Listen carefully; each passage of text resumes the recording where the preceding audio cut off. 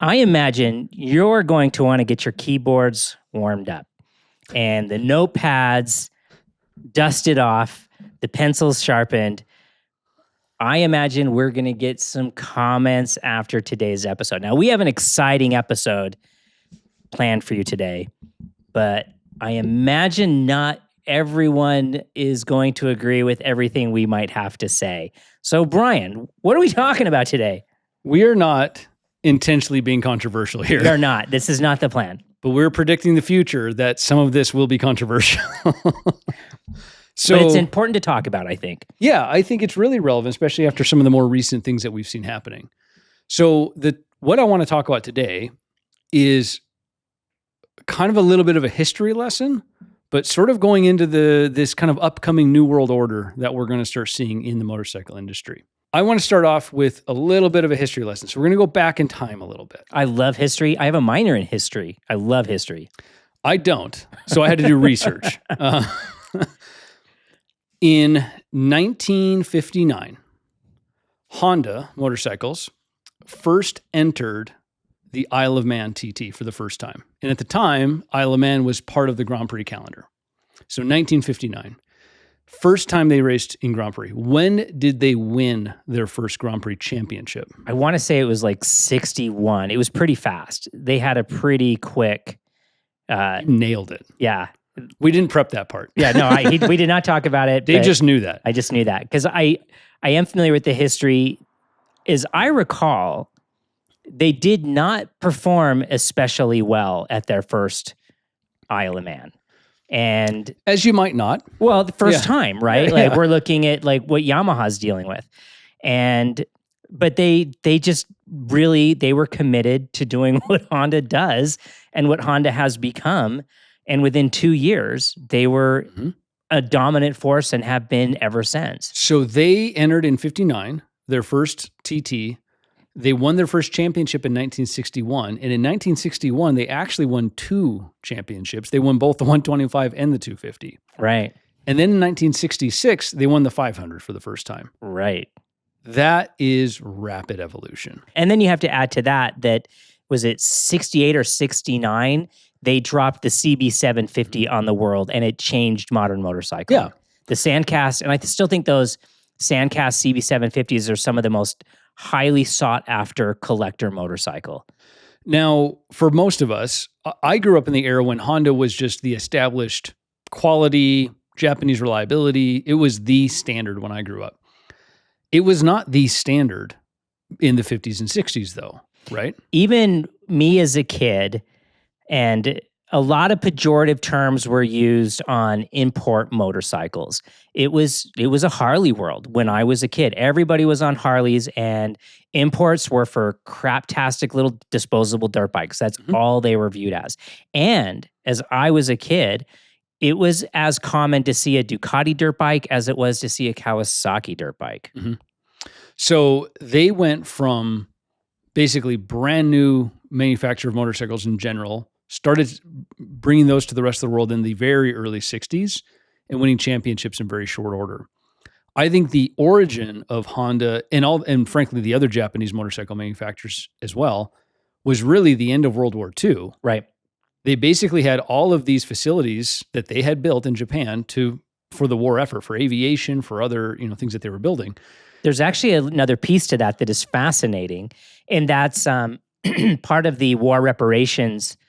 Harley Davidson went over and tooled up a lot of the motorcycle manufacturing in Japan. Mm-hmm. So their basis really comes from Harley.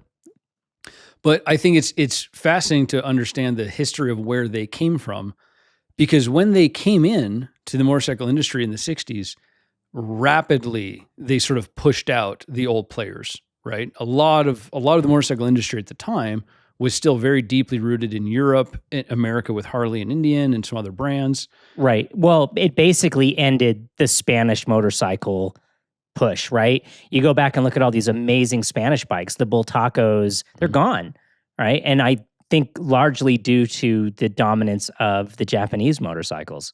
Yeah, they came in, they were cheaper, they were more reliable, they were easier faster, to... They kind of checked every box, right? All right. So that's the backstory leading up here. So if you think about it, is a Asian Pacific company, or a country rather, that we for a long time have associated with lower quality, cheaper quality, worse quality in general, that suddenly came in and disrupted the whole industry. In 2026, we have now seen several big things happen.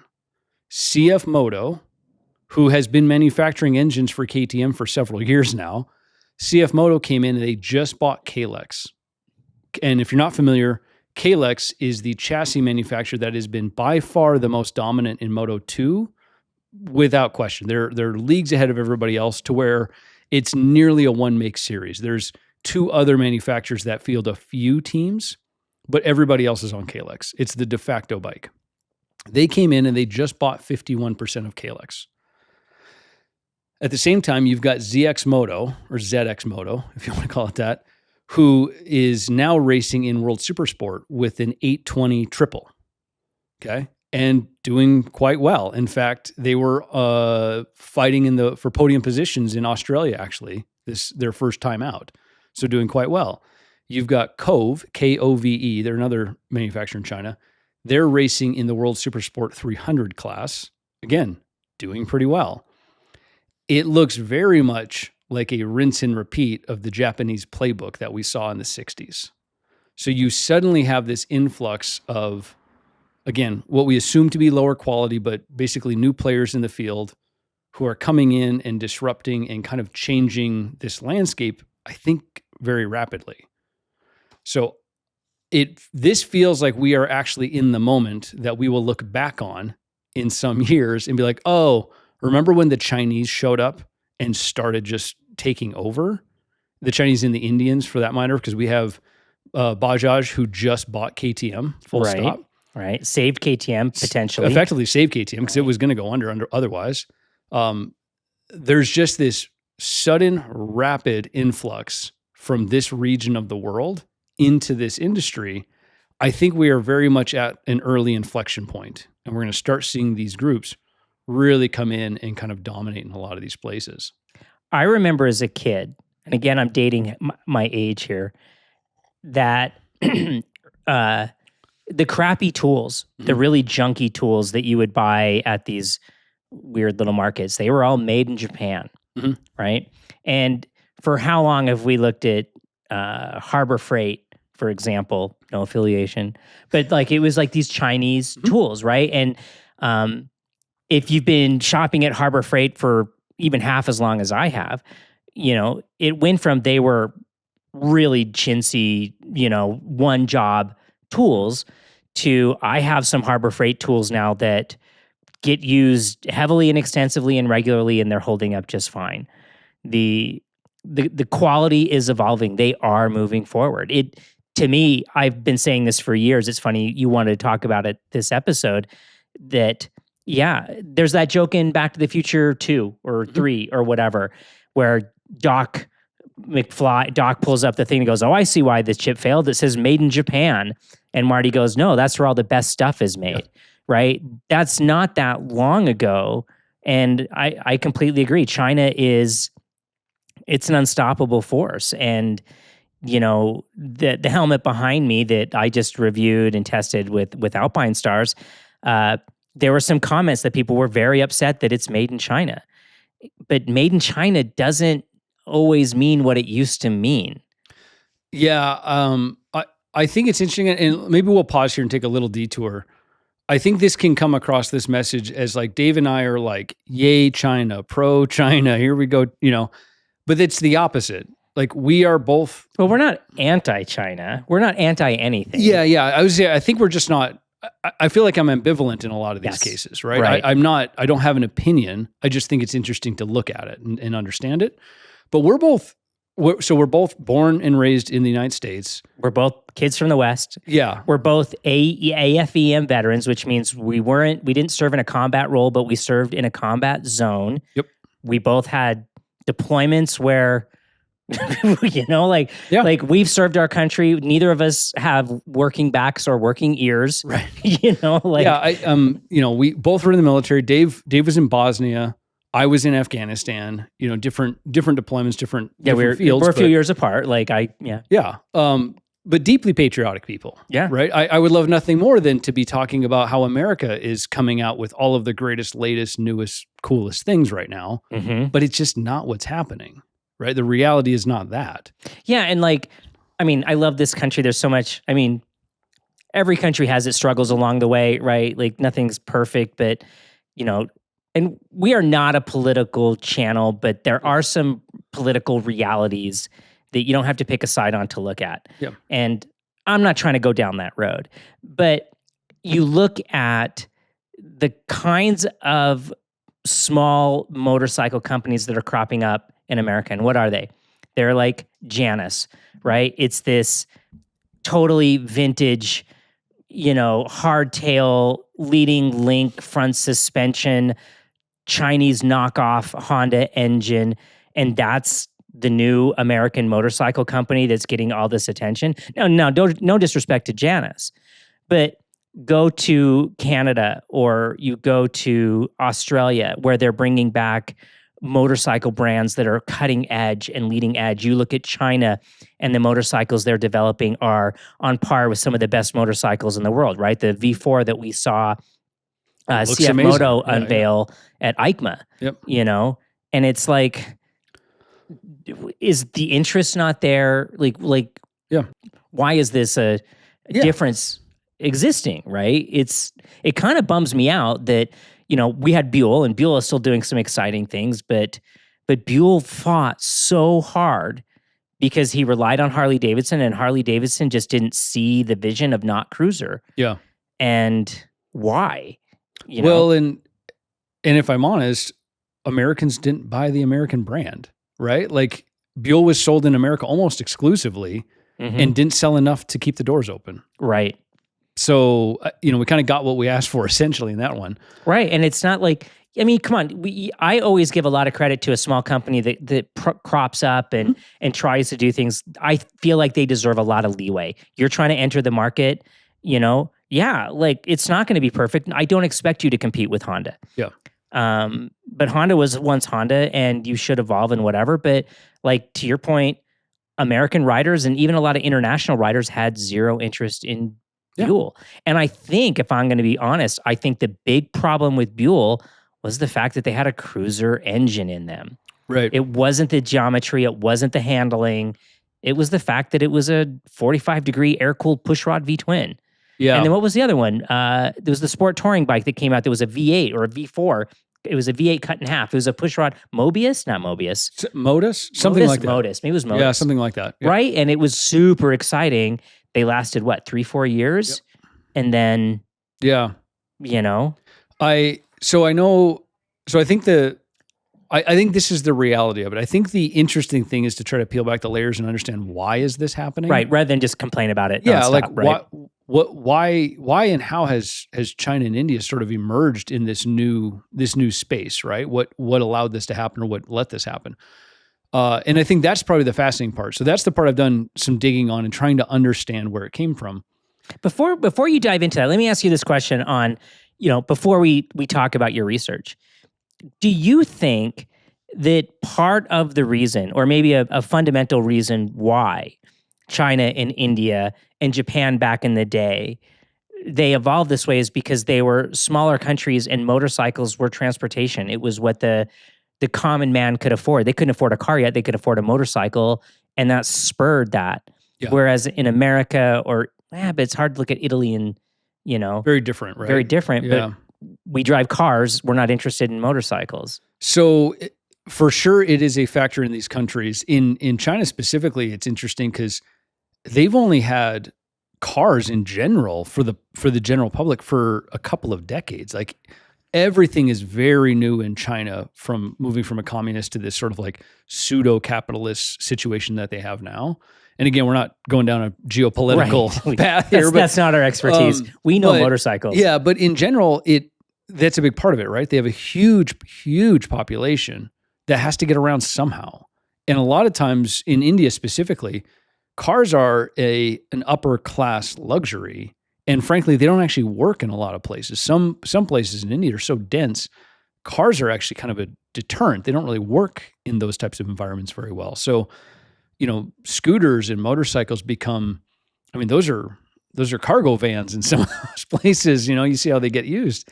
So yeah, you kind of wind up with this sort of like bike mad culture of people who everybody loves a motorcycle in a lot of these countries because they've all had to ride them at some point or ride them on a regular basis. So there's more understanding of it, right?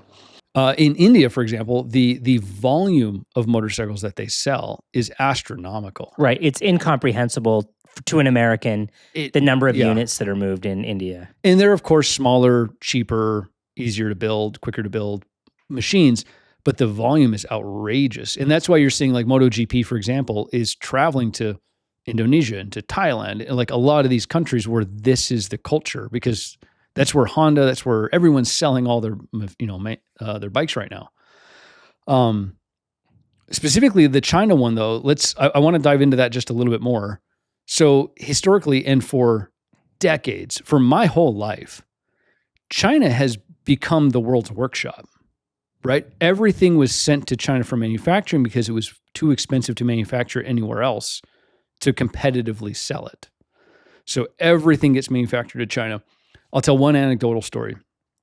I have a friend who used to work at a company, I'm not going to name them, that sold a very simple but mechanical, mostly metal product, but it had a couple of like moving components to it, very simple moving components.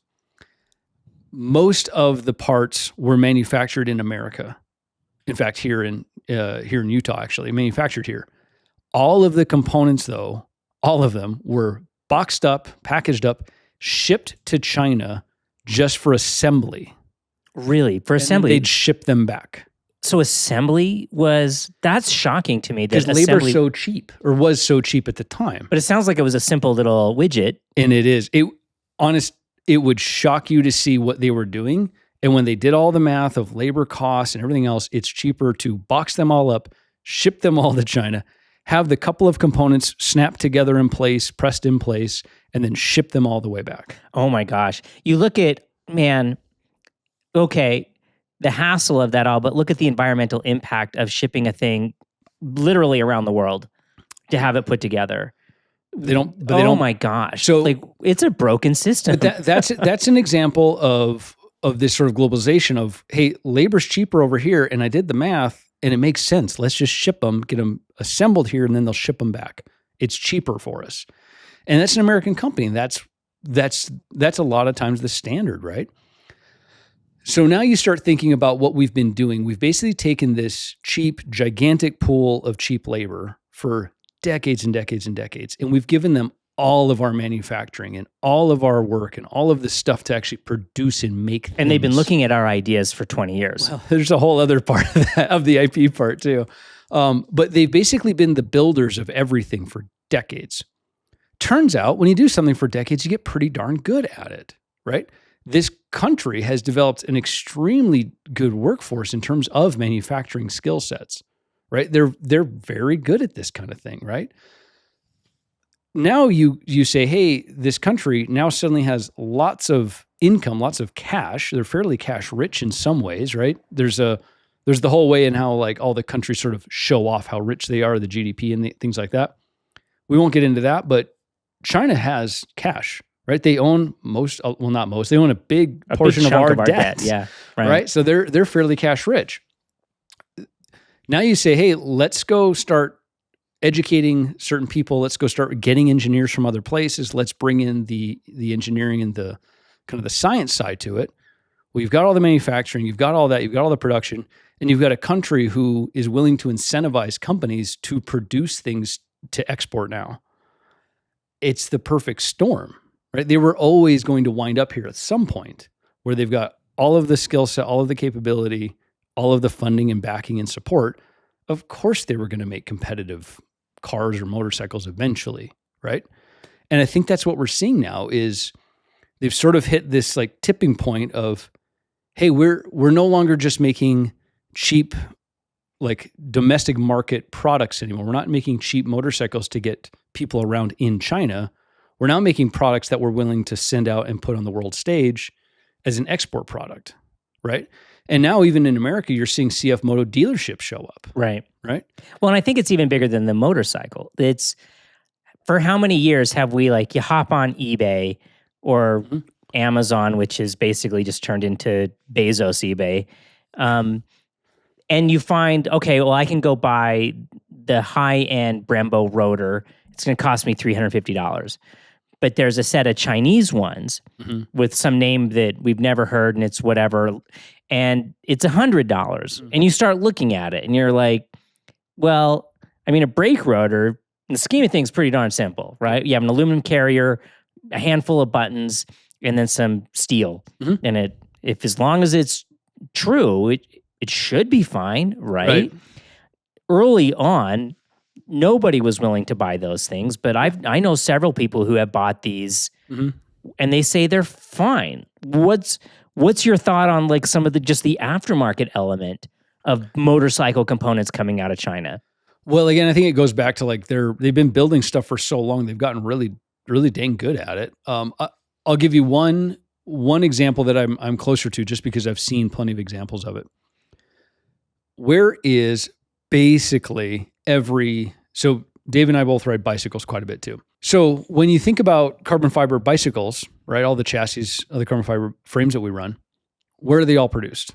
They're all coming out of the Far East somewhere. The Far East, right? It's Taiwan, it's China, it's this area of the world for several reasons. One, it's cheaper to manufacture there. Two, that country has much less strict emissions and I'm going to say the expertise. But because we've been sending the project there for so long, they've developed the expertise. Carbon fiber manufacturing is kind of complicated. It's a bit of a black art. Right. But we've asked them to build it for so long because we didn't want that dirty, messy thing in our country. It is filthy. It's a gross process. If you want to, like, we always talk, like, we have, gorgeous carbon fiber helmet sitting behind you, and we all love carbon fiber and whatever. Do a YouTube search and see how carbon fiber is manufactured.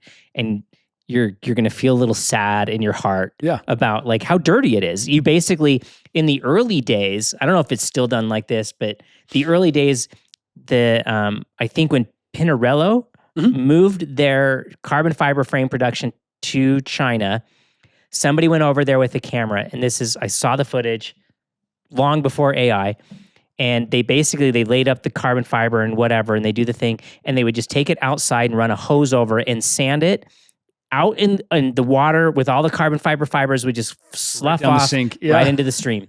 Right? Because they're doing it outside in the trees. And you're like, oh my gosh, right? The impact of like carbon fibers just going into the water supply. But I think the knock-on effect of that is we've basically been sending all of our sophisticated, deeply engineered products there to get built.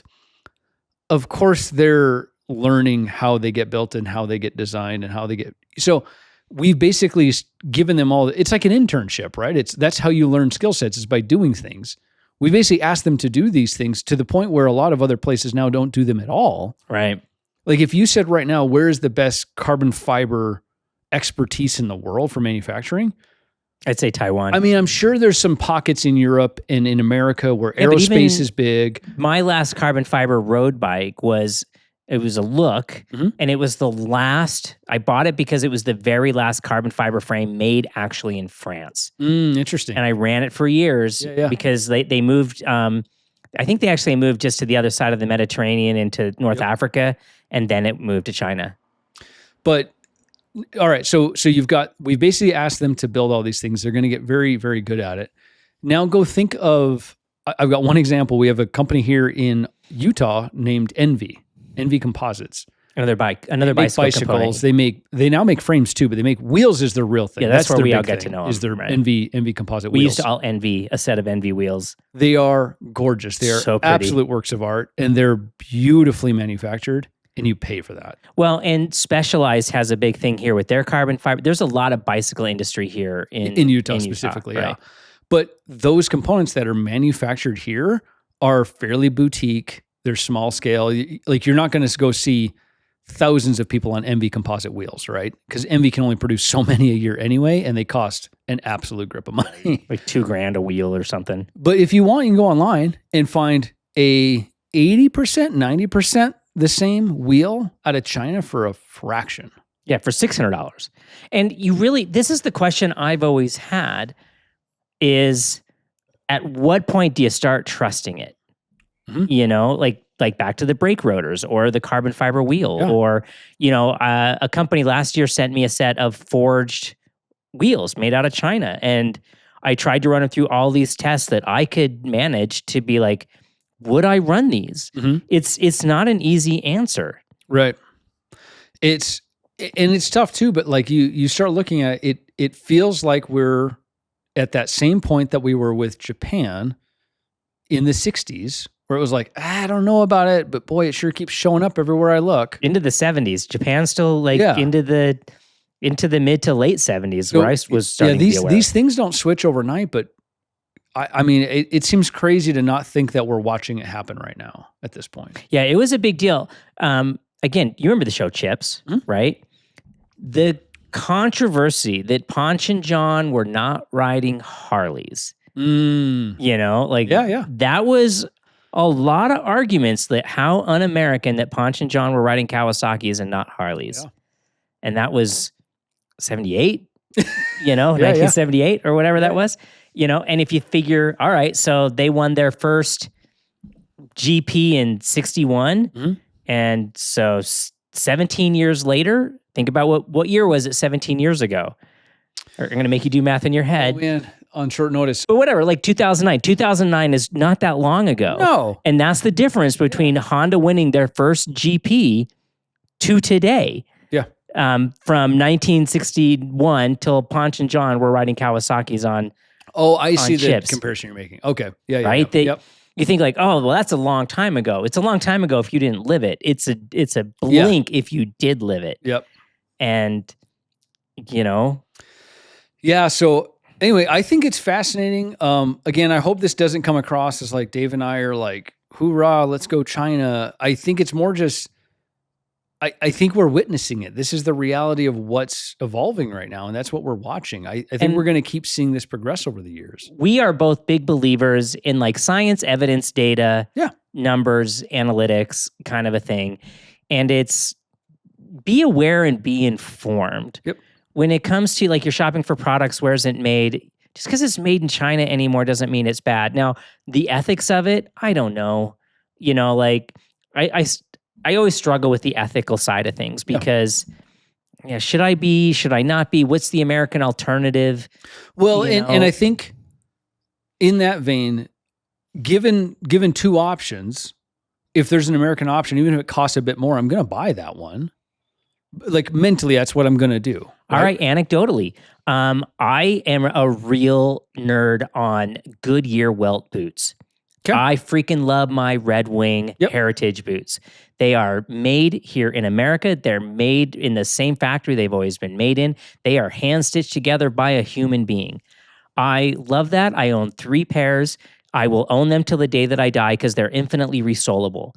And I absolutely love that. Now, I'm happy enough to be in the... I mean, they're not that expensive. What pushed me into them is they're the cost of 2 pair of sneakers. Right? It's $200 for a pair of Red Wings. It's $100 for a pair of sneakers. And I've watched you wear red. I mean, I've seen you wearing those boots for ages. Yeah, it's basically all I wear. I want to imagine I'm as cool as Ryan Gosling because he wears them too, and maybe I'm half as cool. It's gonna rub off. I'll get some Ryan Gosling magic from somebody in the comments. Tell Dave that he's cooler than Ryan Gosling, please. He'll feel amazing. But I just love the idea of a durable handmade product. Yeah. I'm willing to pay extra 100%. For it when I can. But I think all of us have at some point or will at some point in the future be faced with the situation of, I don't have the resources to buy the bespoke artisan version. I have to get the one that I can afford if I'm going to be able to keep doing this sport that I love. Yep. And, all of the motorcycles I own are, let me see, everything I own is actually European right now. Every bike in my garage is European right now. Every bike in your garage is. My garage has been entirely European for years, with the exception of my Yamaha Zuma scooter that I sold last year. And bikes I get from companies, from other manufacturers to review. Everything I own is European. Yeah. I never had thought about that until just now. Right. And And it's like the silly things that push me over the edge first. And it's, again, let's look at Honda. Let's look at the top shelf. There's a Honda sitting right over there that's normally parked behind you, and we didn't push it forward today. You look at the shape of the shift lever and the brake lever on the Honda. And then you go look at the shape of the shift lever and the brake lever on any European.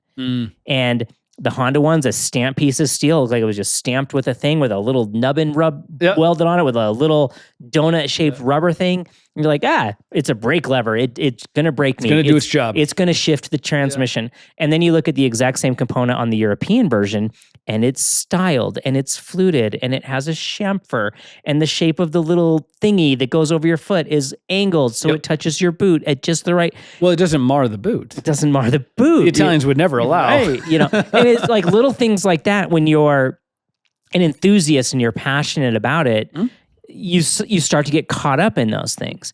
And especially, like, come on, I remember when European motorcycles were the laughing stock, right? The joke for years was, it's 2:00. Have you adjusted your valves yet today, right? Because Ducati valves you were supposed to adjust the valves at 3,500 miles. You would change the oil and adjust the valves, right? And now, like, if you own a Honda, leave a comment. When was the last time you adjusted your valves, right? They'll go 30,000 miles. Like, they're not supposed to, but they'll crack them open to adjust the valves at 30,000 miles, and they will still be in spec. I think I have never owned a Japanese motorcycle. I'm almost confident this is true. I have never owned a Japanese motorcycle long enough where the valves were actually out of spec. Right. I've checked them plenty of times. Yeah. They've never actually been out of spec. I had a Honda ST1100. This is like the first gen ST1100. So we're talking, it was like a 1991 or something. And it had the V4 that was sideways. So it stuck out the side like a Moto Guzzi. Yep. And so adjusting the valves was easy. Sure. Like, it was right there. You didn't have to take it apart. I put an ungodly amount of miles on that motorcycle. It was a commuter. I drove it like basically 150 miles a day for years and years and years. I never needed to actually adjust a valve. Like, it was, I can't say that about any European motorcycle I've owned, So I think we've talked about the China-India thing a little bit. I actually want to go back to, there's one thing that I think is really interesting about this whole thing. Okay. More in like a immediate situation. All right. So CF Moto, who they do not have a actual CF Moto motorcycle in MotoGP. I think it's only a matter of time. They do sponsor a team effectively. It's like, it's all branded CF Moto, but as soon as, like, under the paint, it's a KTM Moto3 bike. CF Moto and KTM have a fairly close relationship. CF Moto has been manufacturing engines for KTM for years. So that's been an ongoing thing. But the fact that CF Moto went and bought 51% of Kalex, who is an extremely impressive manufacturer of chassis. Some of the best chassis in the world. Didn't they run the whole Moto 2? Gorgeous. Yeah. Yeah. And they work well. Yeah. And a lot of the World Superbike teams contract engineering work to Kalex. A lot of the MotoGP teams, for a while, Alex Baumgartner, who's the one of the founders of Kalex, Alex was contracted by Honda to help them with their MotoGP project. When they went back a few years when they were totally lost in the woods, they contracted to him. Ironically, Alex bailed on the project because he's like, they won't listen to me. They won't listen to anybody. And he finally bailed on the project and went back to working on his own stuff. But the fact that they basically surveyed the landscape and were like, that small little boutique engineering outfit, we want that one. The intent that signals to me, if we don't see a proper full effort CF Moto in World Superbike and MotoGP in the next 2 years. Oh, you're going to give it 2 years, huh? I'll be stunned. I was going to say 5, but 2, I think you might be right with 2. I think my guess is they will buy their way into a spot on the Moto. So MotoGP is kind of unique. MotoGP has come out and said, if they own KTM, they're basically already No, they don't own KTM. Bajaj does. Oh, Bajaj does, right? They just make engines with them. Yeah, okay. Very incestuous. Yeah. Okay. But the fact that they went and bought Kalex, who makes, if you haven't yet, go to Kalex website and just look at their stuff. You could, the stuff that we regular folks could go buy if you had a lot of money. It's gorgeous. It is. The stuff they make is beautiful. Beautiful, yeah. But they went and bought those guys. Their intent is clear. They're absolutely going to be a MotoGP. What they're going to wind up doing is they're going to have to buy a slot from somebody. So you've got MotoGP limits it. They only want so many racers on track. It's 22, isn't it? 22, I think. Yeah. And I think that's where we are now. We're at 22. Yeah. And that's why Ducati, like, not to get sidetracked, but that's why Ducati was running like 8 bikes or something like that. Because Suzuki backed out and they're like, okay. Yeah, we'll take the spot. Yeah, we'll take those. But my guess is one of the Ducati teams is going to get bought out. And they're going to lose. Because right now, it could Ducati, be like Pramac, it could be VR46, it could Gresini or VR46 most likely. Yeah, Gresini. Or another yet to be determined. Well, honestly, yeah. But my guess, at this point, it could be like the freaking other Yamaha team. yeah. But my guess is they're going to buy a spot to get a bike on the grid in the next few years. I don't think this is going to take too long. And I'm sorry, but like, I'm kind of looking forward to it. I would just another manufacturer in general. I don't care where they come from. Right. Well, I would feel the same way if Suzuki came back or if Kawasaki came back. Right. I would love it if an American company came back. How great would that be? What American? Yeah. Well, okay. Let's be fair. All right. I'm going to sidetrack us because this is what we do. Yeah. All right. So I'm sitting here thinking, like, I just was like totally crapping on American manufacturing for motorcycles, but we do have some that deserve a little bit of attention that are trying pretty hard. We have Zero is one that I'm thinking of. There's a handful of other little electric boutique motorcycle companies that are trying to push through. But isn't it funny that all of so you've still got Harley, you've still got Indian, for whatever it is right now. Yeah. They still exist. They still make plenty of bikes. But all of the American brands that you can think of right now, like the new ones that are doing cool stuff, they're all electric. Right. We are a country that highly focuses on high tech right now. Yeah, we are definitely a tech bro nation. Yeah, these are all tech companies more than they're motorcycle companies in a lot of ways. Right, and we talked about it the last podcast where I criticized the geometry of a Verge, yeah, right? And it's like, okay, they made a battery and a motor and it's pretty and it's whatever, but you started to see the flaws when you started looking at it objectively as a motorcycle. Yep.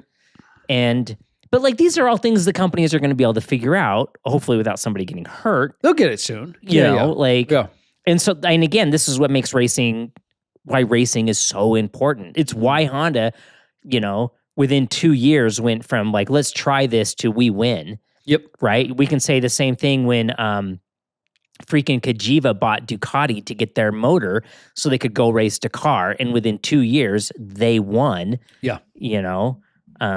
Racing is fundamental to this kind of development. Yeah. So with the Chinese thing, as we're talking about this, one of the comments that I've actually seen in our comments before is, well, they're only able to do that because the government subsidizes them. Right. We see that comment all the time. Yeah. Right? And it's true. It is true. Right? The government does subsidize them. The government of every country subsidizes the businesses in that country. And this is... every country does this. Again, this, to a certain extent, this is what I believe should be the role of government. Government should be fostering industry and commerce to grow the economy of a nation. In America, we do this. We actually do this in a massive way. Like if you go look at it's not so much in like a direct, like, here's a check, please go build a thing. But we basically do it in America through tax breaks. Right. We incentivize you. Like, we can go back and look at the electrical car thing, right? We incentivize Tesla and all these other companies to... Ford, everybody who build electric stuff. Yeah. Something to move the industry forward so that we could be the leader in that technology. Yeah, it's not a foreign concept. The issue that we're running into right now in our space, the place we're interested in, right, motorcycles, is our government. We are not investing in motorcycle manufacturing or automotive manufacturing much. Like there's some tax breaks. I like the qualifier at the end. Yeah. Right. But what we're really doing is we're incentivizing tech companies. Right. And I think Harley's been hurt pretty hard by the current administration because of that. Yeah. Right. And look, we can make fun of Harley all day long. I would hate to see Harley go away. I would hate to see like, they deserve a place in the world. Well, they make a product that a lot of people love. They want to buy. I love the brand of Harley Davidson. I would I own a love the Sportster. logo. I I- like like- Sportsters, right? Like, make fun of Yeah. me. We talked. What you asked me? Like, I was the stunned Road it was King. your favorite bike. Yeah. If I was going to cross the country, it would be on a Harley. It would, right? But if Harley came out with a legitimate multistrada, oh my God! Well, not that Panamera. no, a legitimate I know. multistrada. They're trying. They did come up with a 17-inch front wheel one, but again, that motor is what holds them back. But if they could go full bore and make a proper, because do you remember in AMA? I mean, I'm probably talking 25 years ago now. They tried racing, Oh, that VR and it was 1000 split or whatever down the it was. middle, black and Yeah, orange. Miguel Duhamel raced it. That thing was so I loved cool. it. Oh, and it was we cool. all loved it. We They loved had the motor idea. developed by Porsche. We're talking over each other a lot because we're both excited about this. Sorry, I'm too Yeah, excited. no, it's okay. We're doing the same thing. But it was a motor developed by Porsche. Yeah. And then the V-Rod was born from that. Yeah. Yeah. Like, I would love if it was like, hey, Harley, we got to get you back on top. Here's X billion dollars, which we apparently throw away all the time on all kinds of tech well, companies and other apparently, things. Yeah, like what's But $1 billion? If we were like, hey, here's this, I need you to go start up like a Skunk Works, and I need you to go full in. I want you to go win MotoGP in 10 years. Oh my gosh, would that be the most exciting thing in the world? How amazing would that be to see Holy an cow. American company do that? That would be. There is a really stupid movie.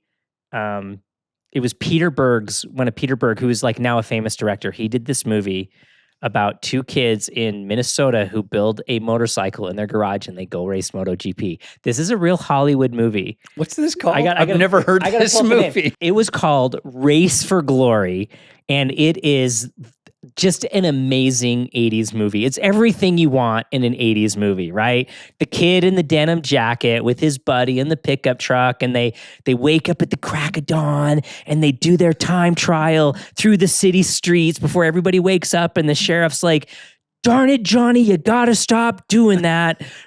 And then he gets the chance to go to MotoGP, and the sheriff gives him $50 to help him pay their way. And like, it's shot. They have video footage of MotoGP races in the 80s. But it's kind of like, it would be so amazing if there was actually an American story like that. Race for Glory. Is that what it is? Yeah, Race for Glory. Race for Glory. Yeah. If Dave's brain wasn't consumed with old 80s movies, references, and knowledge, we'd have someone on Mars by now. And maybe we should do like a viewing party. That might be something to do on the Patreon. We will do a Race for Glory live viewing party. Let me know if that is at all of interest. Nobody to wants you. this. Nobody wants this. It's better than Torque or like all those other. The bar is low. Yeah, motorcycle. How many good motorcycle movies are there? Race for Glory is up there. Yeah, other than like the pseudo documentaries, like the Fasters and stuff. No, documentaries don't They count don't count. because those Yeah. are real. Yeah. We're talking like Hollywood's attempt at motorcycle movies. Like, this thing has a lot of Got flaws, nothing. but it might be the best motorcycle. Yeah, that's And unfortunate, that's isn't it? really someone in the comment has seen Race for Glory. Please tell me your thoughts. Anything else on the sort of like China, India part we want to cover? I've got one other topic I think we need to go over. Yeah, and there's something I want to ask of our audience. So why don't we move on to your other topic? So we had a comment in over the last episode, and it was weirdly personal. But it was, how did Dave and I meet? Oh, someone did ask this. Someone asked this, and then someone I else was like, wonder "Yeah, I if do you remember wonder." the meeting is like if we remember the same event. Oh, you go first then. Because I'm wondering, we used to do a thing called Two Wheel Tuesday, Yep. and a new guy showed up, and he said that he could help me do a checkerboard pattern on the side of my trailer or something like that.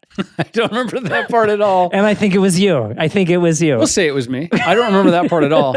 I do remember it was a two-wheel Tuesday. And we got along immediately. Yeah. We totally, we just ended up sitting next to each other. Yeah. So Dave had a little crew of folks in Salt Lake City. Well, it was for the Utah Sport Bike Association, which is now Utah Superbike, of which you are now president, is what Was it part of the club? It I was didn't part of realize the club. It was a club event that I used to run. I didn't used to run realize that. Two Wheel Tuesday. Yeah. All right. Well, I met it was a pool hall. What was the name of that one? I don't remember the name of the pool hall. We hit like 3 different places at that time. There was like, we would go to McCool's for fin skins wasn't and Guinness, or we would go to Hooters. I hated going to It wasn't Hooters. Hooters. It was in Sugar House. Oh, Well, that place got torn down. Yeah, it was it doesn't exist fantastic. anymore. I loved that place. Well, anyway, now we're waxing nostalgically about a thing that doesn't you guys exist. don't care about the place that's no longer. They got bulldozed for an apartment. At any rate, I remember getting drugged to a two-wheel Tuesday bike night kind of thing with a friend that I just met. I'd only moved to Salt Lake some year, like basically that year.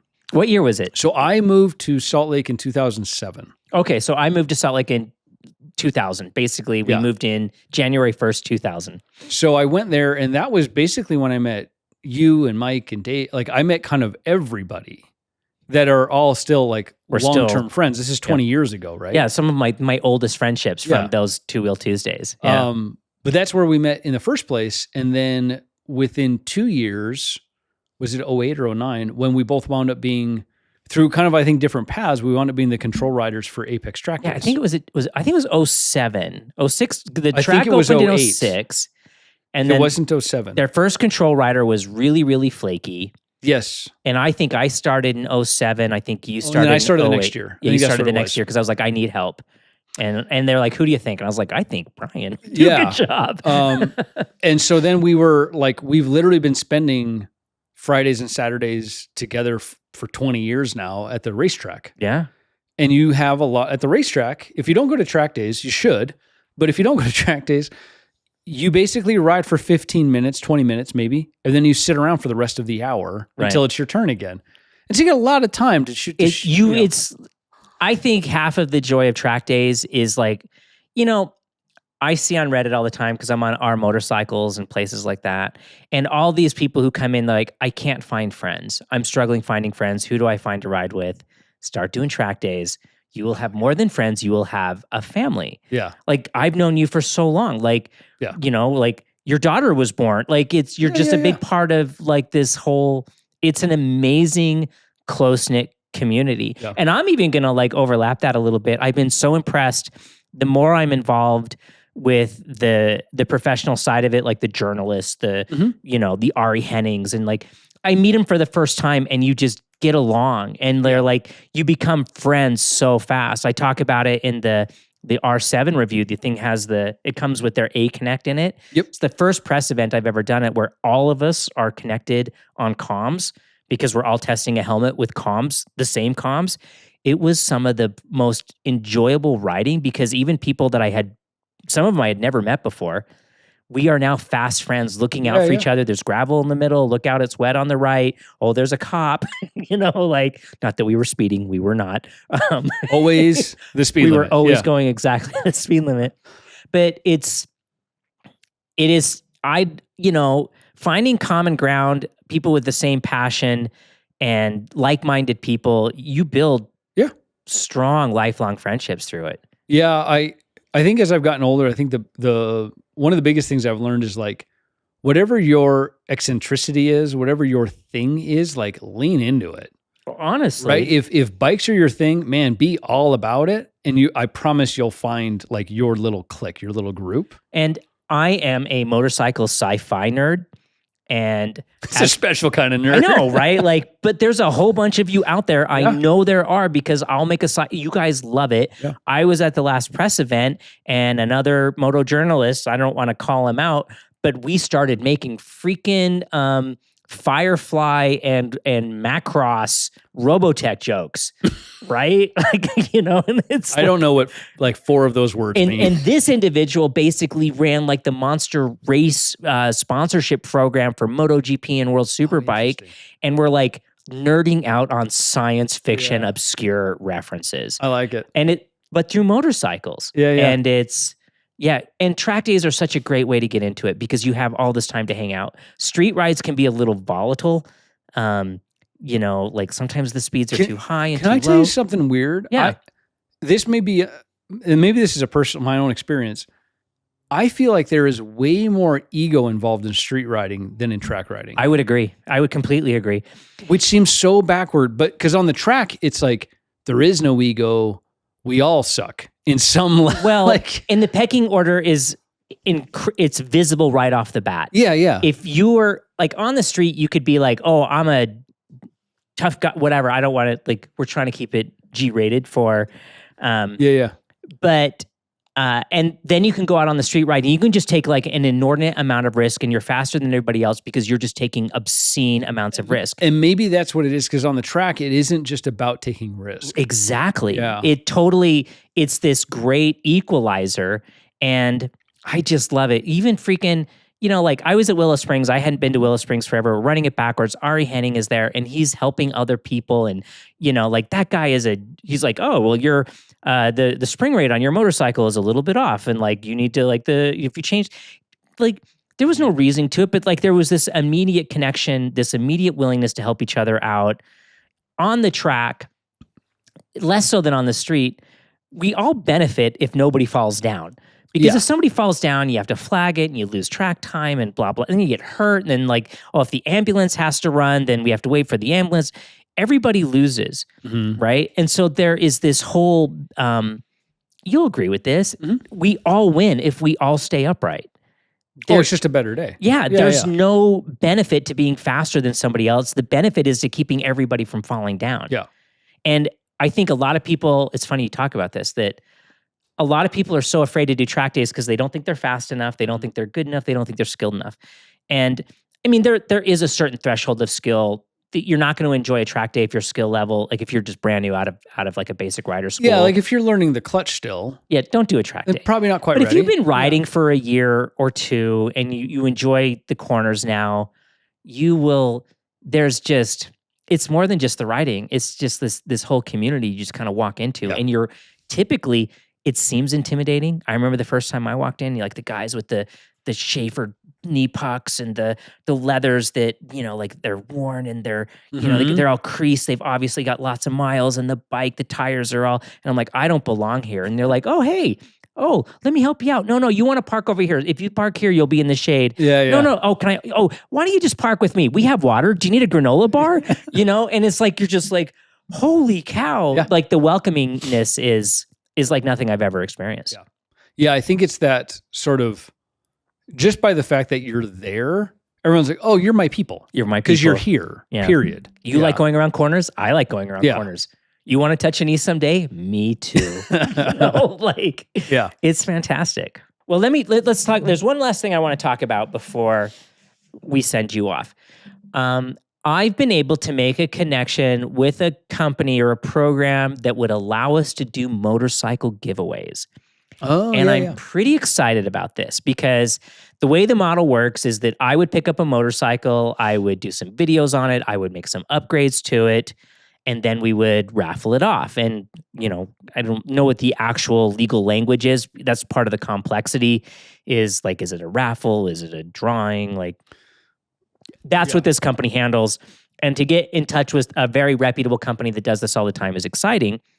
But the big challenge I'm having, and this is where I need you, is these things only work if it's a motorcycle that's desirable, which makes people want to purchase the t-shirt or the coffee cup or the poster or whatever it may be to enter the chance to win the motorcycle. So I'm hoping, or maybe we could talk about like some motorcycle ideas, and then I want you guys to leave us comments on what motorcycle would inspire you. But here's the challenge. Because I'm new and we haven't done this before, our price point is pretty low. So we're not going to go be buying like Super Legeras, Desmo Sedicis. These have to be like reasonably affordable motorcycles for the first couple times to see if this works. But what would be cool? What do you think would be cool? What's our budget? Under 10 grand. Okay. Roughly under 10 grand. So I think we're looking at probably, and we usually want to go with a used motorcycle because I'm going to be riding it anyway. Yeah. But I'll, like part of the thing is I spruce it up for you. Well, and you're getting a bike that is like vetted by CanyonChasers. I'll be riding it. Yeah. Like I'll probably put tires on it that don't suck. Yeah. I'll probably do probably all of them will get some sort of tune on them. Well, and I know you guys don't get to see his bikes up close and personal. They're all meticulously maintained. I'm that guy. I'm sorry. The guy that teased us about cleaning bikes with Q-tips, you're right. It's just faster to clean it with. It just saves you time.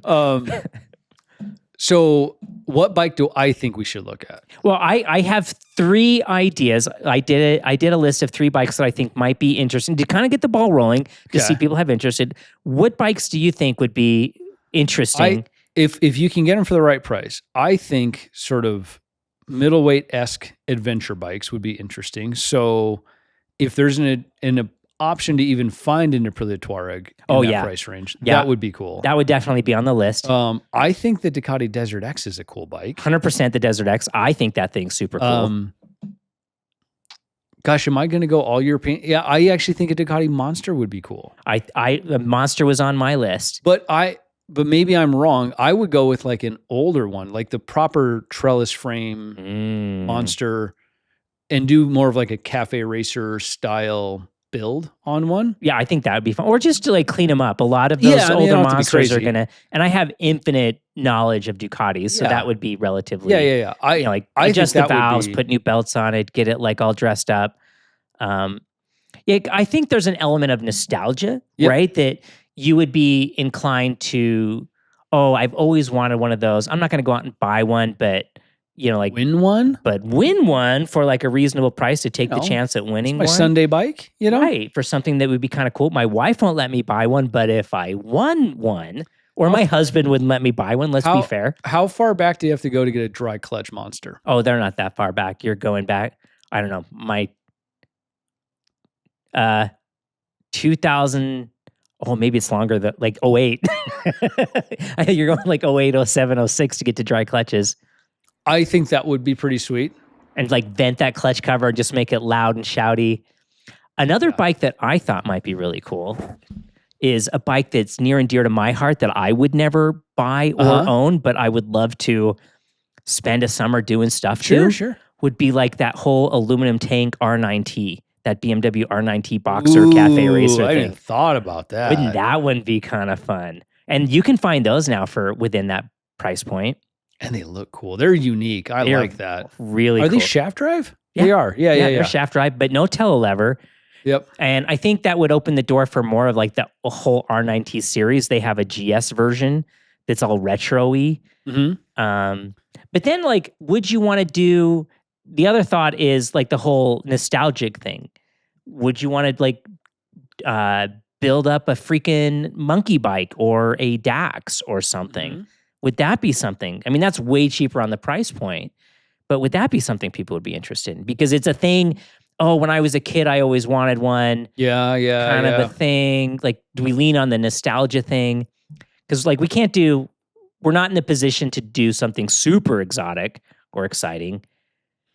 But I think like that's what's funny and what's amazing and cool about motorcycles in general is $10,000 if you're willing to put in a bit of elbow grease can be a pretty cool project. Right. You know? Well, like you could even find like maybe like a higher mileage Diavel. Is that something that people might be, because that's pretty unique and cool. Like, something like that. Multistradas are usually beat to hell, at that price point. But like you said, like the Desert X, you could probably, I think those things are cool. Yeah. But anyway, let us know. What would be exciting to you? What would you be willing to do a drawing on? Because like we're in the very beginning stages of this. This is what the great thing about you being part of the podcast is. You get to be a part of it. And there's the company I'm working with gives a nice bonus to Patreon members, where for one entry you get 10 bonus entries. Ooh! So if you're a Patreon member, throw that out there. I think this is cool. I'm excited about this project. Yeah, I have 2 ideas for it. And one would be like a summer build where we do something that's really, and then maybe the winter, we were talking about this, we pick up something that maybe is a little rough and I work on it all winter. And you get a whole series of like putting it back together, bringing back something special maybe from the past, right? Like maybe I go find an FCR 600 or an FCR 400, which was my very first sport bike, and just bring it back. And then raffle it by spring, and then you get something that's, I think you should go into like the Canyon Chaser history and go find a yellow SS. Oh my God. That SuperSport, that Ducati SuperSport. And rebuild it. And bring it back. And then, you end up with something that's Pretty unique. And then you get it by spring, right? And it shows up by spring, just in time for you to ride. But the question really comes in, like, again, everything about what we do is about you. So you would have to let us know, like, what's of interest to you. Yeah. So, yeah. I think that's cool. Anything else today? No, I think that was fun. We'll let us know if we were too political with our China thing. Yeah, please. I know we're going to hear about it, but let us know what motorcycle. Tell us about it. Yeah. Cool. Thanks, guys. Have a good week. See you next week.